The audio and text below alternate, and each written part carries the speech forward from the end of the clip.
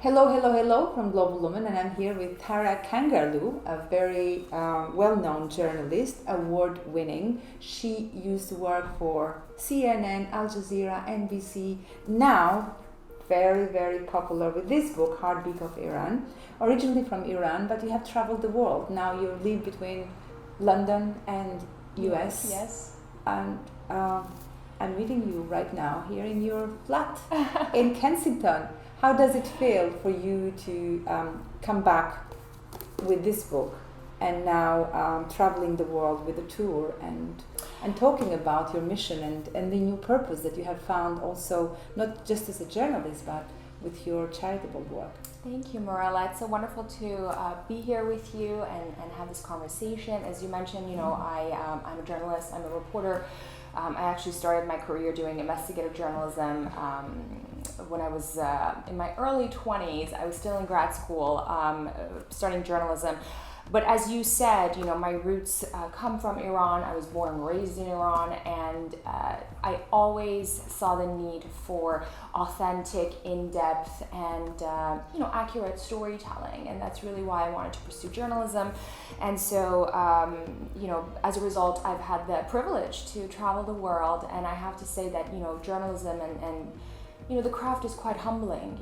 You have the privilege again to tell stories from the vantage points of people who are being affected by whatever crisis it is that they're being affected by, and that sort of is what led me to start my nonprofit organization, Art of Hope. That is the only and first U.S. Charity that strictly focuses on trauma relief and mental health support for war-torn Syrian refugees in Lebanon.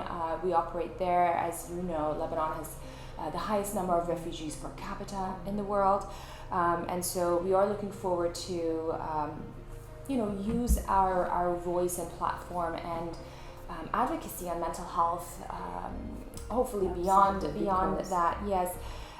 But yes, the Heartbeat of Iran is a result of 4 years of writing and reporting that just came out in June, and I'm really excited to share it with everyone around the world. And you mentioned in London, yes, I'm so excited to also call Chelsea my home, my new home in London, and I always try to create a safe and beautiful space at home, because otherwise my life is so chaotic and stressful, and unfortunately, global news is not always happy. So I try to bring happiness into my home with color. Oh yeah, always you have to do the best you can to bring that balance. But before we go there, I would love to know a little bit more about your upbringing, about your childhood. Even though you're mentioning all these experiences that you had to go through by witnessing all these traumatic events that the world is experiencing, you still manage to bring the positivity with your energy, with the way that you create the atmosphere around.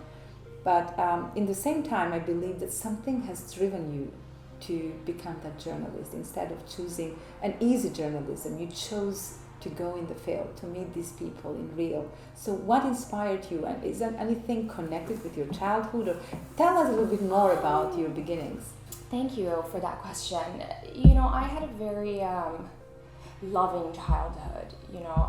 I grew up in Iran, like I mentioned. My father was a physician, and he was I don't like the word philanthropist, but he was someone who very quietly and again humbly contributed to the society and contributed to people in his community. And I always thought that you either have to be a doctor or dentist or in the medical world to be able to have impact. I'm not going to say help, but rather kind of have an impact, be a contributor. And so for the longest time, I thought I want to be a doctor. But then I soon found out that okay, that's not what I can do. I don't think I have the courage to do it. But I do believe that people, life is so simple. Life is so easy. So long as people really tap into their empathy and kindness and, that sense of community that would make our world a better place. And I grew up with these values, and when I moved to the States, I sort of didn't like this duality of life as an What made you move to the States? My parents were U.S. educated even before the 1979 revolution. As you know, many left Iran at that time. My parents were in the U.S. Long before the revolution, and but they decided to go back to Iran. My father, he had family there, and he also wanted to, be a physician in his own country. So, but again, so many people with the opportunity usually send their kids to, U.S., Canada, or anywhere for the opportunity to get higher education. So that's when I left to finish high school, to go to university in the United States. But again, that duality of life was something that I always wanted to bridge. I didn't see myself as different with my American counterparts, right? But they saw me as different, right? And that was quite difficult, and that was quite challenging to accept, because I didn't think I'm different. I didn't think that, I'm someone lesser because I'm from this country, Iran. It's true, you come from this mindset. Yeah.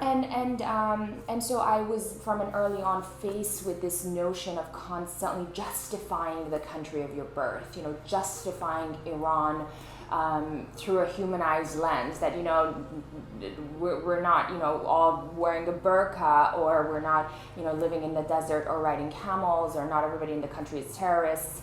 And so I constantly faced this challenge of dismantling stereotypes that existed toward Iran and continue to exist.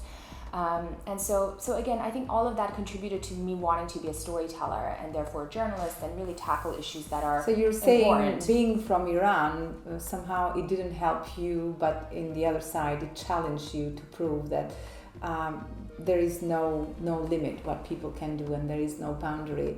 And you managed to prove that. You got your education, you started your career as a journalist, and you achieved a lot of things in this journey. So in this journey, who are the people who have been there for you, who supported you? Because at the end of the day, it's all about people, and we don't achieve things alone. You mentioned your father. I would love to know a little bit more about your mother, probably, as well, as mothers are also a good figure, especially for the daughters. So tell us about the people who inspired you to become who you are today. Oh, wonderful. Of course, my mom and dad, both of them, of course. When I speak about my father, I think simultaneously I'm thinking of my mother, and vice versa. So both of them really embodied so many values that I try to carry on in my work and life, and just journey, and humility and kindness and empathy, and just a sense of community was always there. But my mom lives in California. Yes, my father unfortunately passed away 10 years ago. And so I'm sad that he's not here to see the book, but I'm sure he'll be proud of you, absolutely. Thank you. But I did dedicate it to both of them. But the people who inspired me, Mirela, I think some of the most inspiration I've had were from the people that shut me down, sort of told me no in my journey, right? My professional journey, my academic journey. And in those moments, it was very hard hearing no.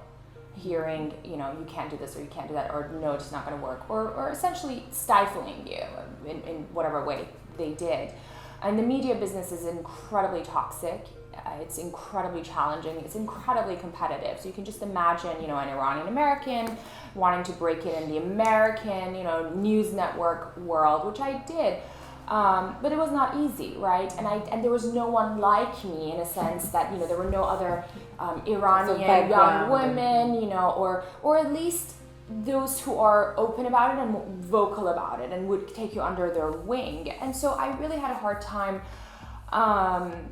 finding a mentor in this space. And I have to say that all the mentors I had were older men that were like these father figures who were incredibly supportive. And so I sought inspiration through not failures, but rather places that I didn't get support, if that makes sense, right? Because my inspiration and my support came always from my family and friends. That was it. That was my safe space, right? But in a professional setup, I didn't have the support, right? But I fought for it, and I learned how to turn no's into yeses. Yeah, you have to win it. Exactly. But also find a way to maneuver, find a way to navigate. And this is something that I've tried to do also now that I'm a little bit older and established in my career, is that, I make a point to support younger women and younger girls in the media space, and sort of promote this narrative that someone's win doesn't mean you're a failure, right? That's true, yeah. And unfortunately in the television world, that was a dominant theme. Yeah, and so I didn't have an easy time, but you charge on and you move on, and unfortunately I think nowadays women need to support each other more. I kid you not, the amount of times that older women would put me down, and this was I was Washington, just about DC. to ask, because you mentioned these older men supporting No, you. the women were awful, and God. it makes me so sad to say it. Very it makes me so sad, Mirela, and I'll share a story with you, if I may. Of course, yeah. I remember I was in Washington, D.C. It was a few days before President Obama's inauguration, and I was helping with the inauguration. I was 23. My God, this is almost 11 years ago. And I remember I was working with this woman, I think she was in her mid-60s, and I was wearing just jeans, very simple, colored jeans, very simple top, nothing exciting, but I was wearing heels. You know what? I love heels. I'm short. That's amazing. So I love heels. It's and a I would female run expression. Right, and I would run in heels. And so, I was doing my job, right? And then, it was quite late, so I think she was tired. And then she came to me, she said, "Where are you going after this? Why are you dressed like this? Are you going to the disco?" And I would never forget this. And I'm like, in my head, I'm like, I worked so hard since 7 a.m. I stayed here to do this. I'm staying long. I'm going out of my way to be here. And you have made a point to go out of your way to pick on everything, including my shoes. I mean, no, I'm not going to the disco. And no, by the way, no one uses that word anymore. But also, that has nothing to do with what I'm doing right now, right? But you can imagine, for a young woman who's striving to be perfect, who's striving to please everyone in that, big news organization. I don't need to say where I was working, but suffice it to say that it was a big network. Why do you have to say that, right? And I felt so intimidated. The words have power, right? Sometimes. And I felt so intimidated. I felt so just belittled in a way, right? And I wanted to prove to her that, I'm not just a girl who wants to wear heels, which, by the way, there's nothing wrong with that.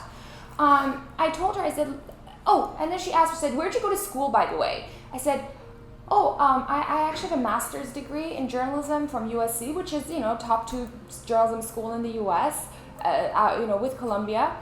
And I did investigative journalism with so-and-so, at NBC, and that so-and-so is one of the most recognized, respected investigative journalists. And when she heard his name, it's like, "Oh, you worked for him?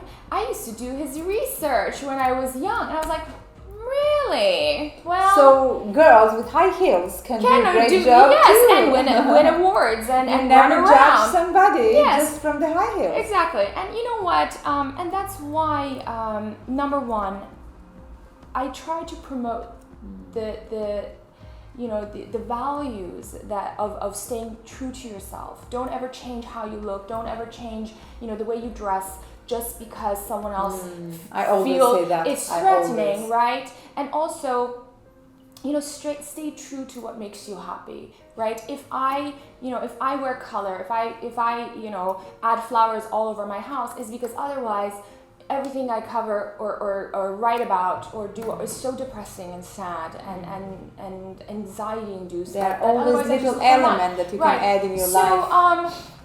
So yes, but coming full circle, the women were not really supportive of me, and that that was that, but I think it made me stronger. It made me, again, become the woman that I am today, and really make it a mission to use my platform and voice for younger girls and younger women. So everything happens for a reason. Something that you didn't have for yourself, probably you stand for now, and you want to give it back. Yes. Well, I hear more and more money campaigns going through women in media, women in journalism. We should give women more space. And we are doing quite a good progress, and I agree with you that we don't come from that culture where women support each other. Yeah. If we refer to the past generation, I think has been even worse. And I think our generation is making quite a progress, especially now with many organizations and women entrepreneurs, a lot of events happening around the world, talking about it, because when we start talking about it, something starts changing, and in order for us to change things, some things needs to move. So by you sharing the story and being a great storyteller, probably you will definitely create some impact, and somebody will be influenced by the way we should be careful how we speak, how we put the words out there, because words have power, and the words become quite a habit and attitude that impacts others. As a journalist, even more powerful. So I can understand you got the lesson here. So let's go back to the book, because probably that would be a long masterclass. Conversation. Absolutely, yes. And I know what you mean. So your book, The Heartbeat of Iran. It feels like you're still so connected and bonded with your country, and we all do. But in the same time, it's like we have the roots where we start for, but then we fly all over the world. And I can see a lot of amazing endorsement, even from New York Times. So how the book has been welcomed by the readers, and how the tour is going, and tell us a little bit more about the book. And also the art of hope. How do they connect with each other? Yes, definitely. I do believe they're a bit actually very separate, but again, it stems from my passion for storytelling and bridging people to one another. I will start with the book. The book took about 4 years of writing and reporting. When I left Al Jazeera America in 2016, it was right around the network shut down in the U.S., and it was around the 2016 presidential campaign in the United States, and I wanted to take a leave from media and work on some policy work, my charity organization, and then write the book.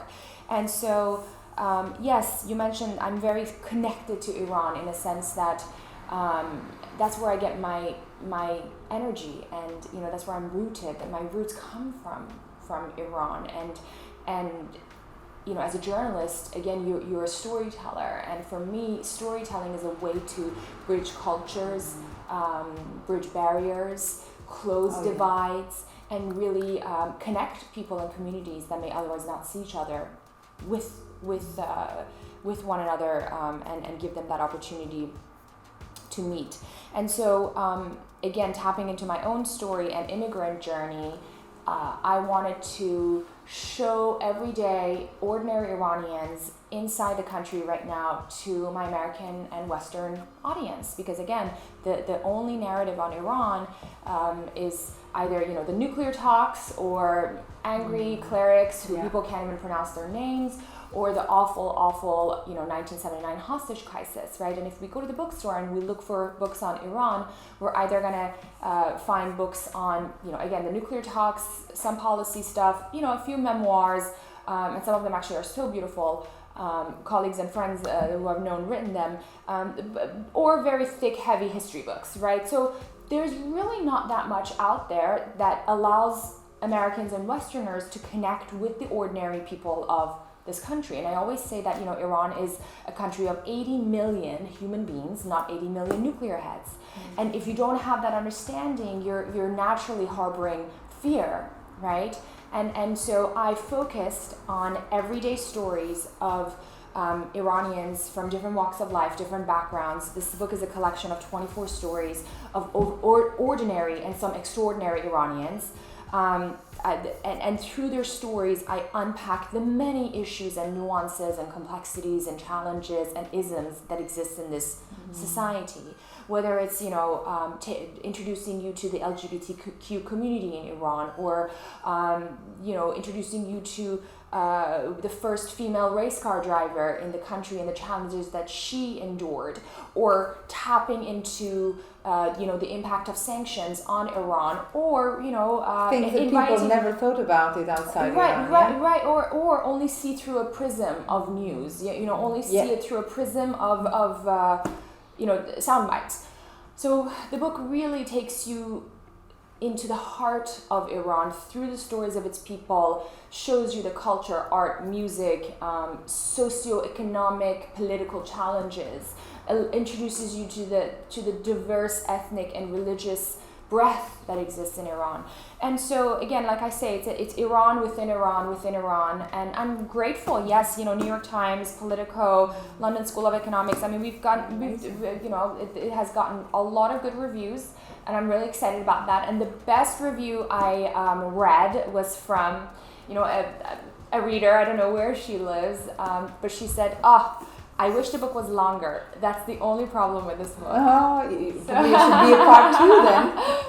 How would you describe your experience seeing from your eyes the life of women in these war zones, especially now what is happening in Afghanistan? Yes, of course, and that's why I wanted to come to Art of Hope, because having experienced and witnessing these challenges and vulnerabilities, I each time I came to the conclusion that there's a severe lack of support for these individuals' psychological well-being. There's a huge deficit of trauma relief and mental health support. So right? you wanted mainly to focus on the psychological. Yes, and that's what Art of Hope does. Yeah. So Art of Hope is a nonprofit that strictly focuses on trauma relief, PTSD support, and psychosocial aid. So how does it work? Do you have a team working with you? Yes. So like I mentioned earlier, I spent so much time in Lebanon, highest number of refugees per capita. It's a country with nearly 6 million individuals, with close to 2 million refugees, including Palestinians who have been there for a while. So I wanted to work in a country and environment that is difficult to work in. And so as Art of Hope, we partner with grassroots local organizations. Mm-hmm. Okay, we don't want to recreate the wheel. We tap in and empower locals, local psychologists, local social workers, art therapists. Great, because you empower them. Yes, as well. Exactly, because they're working in their own communities. So from the start, we have had partners in Lebanon, NGO partners that we've worked with. And we work in different parts of Lebanon, in the south, in the north, in the west. So each community, we have a team, we have an NGO partner. They're our partners, it's their community, they're doing the work. We're just supporting them financially and sort of with the vision of what we want to do. But you asked about women in Afghanistan. Again, every time I was in the field, whatever story was it that I was covering, at the end, I couldn't help but to think about the trauma and mental health toll that issue or that event has had on that woman, family, child, right? So the issue of mental health is extremely important to me.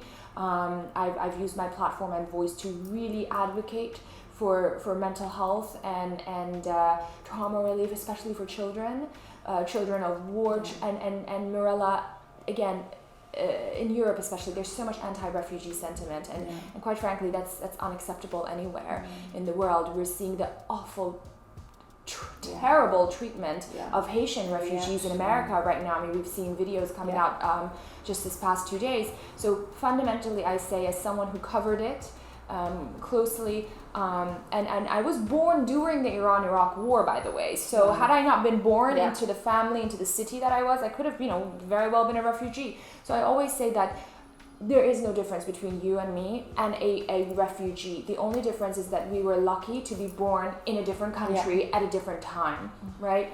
And so that outlook needs to change. And so that's what we do with Art of Hope. We are a very small nonprofit, so we always we always look for support, but 100% of donations go to the field.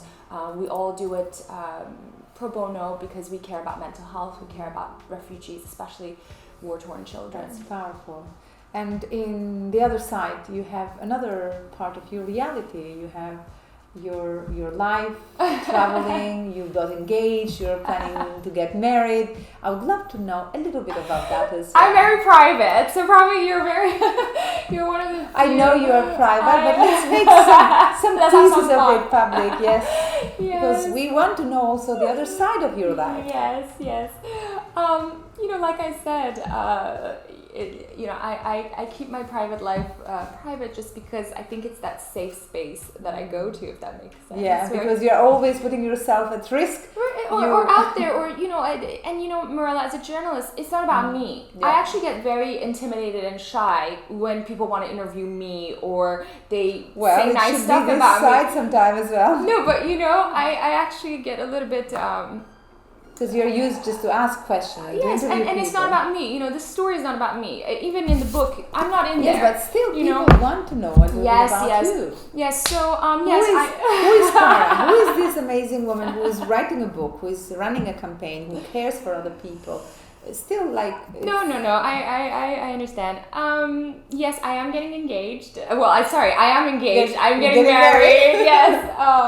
I'm getting married in May of next year, and I'm really excited to share that even for the wedding, I wanted it to be a celebration of, again, bringing people together from different cultures. My fiancé, he's Swedish.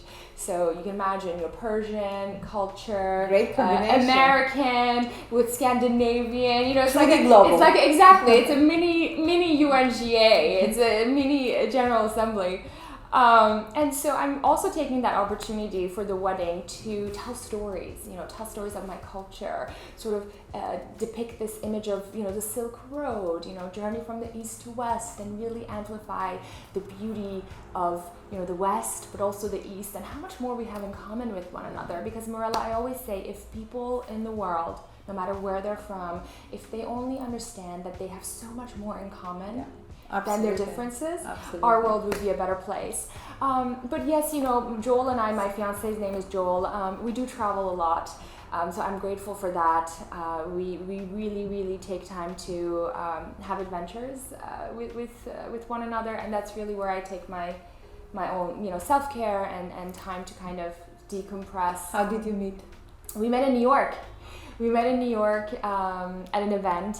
And we used to live in New York. I used to live in New York before moving here, so he had to move to London for work, and that's why I moved to London. I was in the middle of writing my book, so it really didn't matter where I'm sitting, you know. And actually, London was a bit better for me because I did probably 80% of my interviews for the book in Istanbul, because the time difference was pretty much there was no time difference with Iran, and it was just easier to speak over the phone and do, the interviews for the book. And so, yes, it's good to be in London because I can travel easily to the Middle East. So, yes, but I have to say he doesn't live here now. So I'm now here in my little home by myself in London. He works in Milan.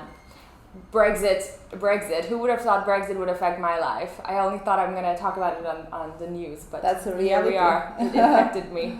Welcome to the world of changing all the time. Of course. And being always open to embrace change and to live life as it is instead of complaining. Why the pandemic? Why this and that? Let's find ways how to respond, how to write stories, how to make sure that these stories go to the right people as well, in the right way. So Tara, I've been absolutely delighted to interview you. Thank you. And thank you very much for being so open and for doing what you do. Absolutely, your work is outstanding. I would suggest everybody get this book. The condition is you should not be Iranian. You really know everything about Iranian. I'm joking. Thank you. Definitely I would encourage everybody to learn more about the heartbeat of Iran and everything you're doing with the Art of Hope and to support women and all these the next generation of people who will be contributors to the society, hopefully. Yeah, but I really appreciate that you are taking actions and you are doing things instead of just waiting for something to happen. You didn't choose just to talk about it. You chose also to take actions and make things happen.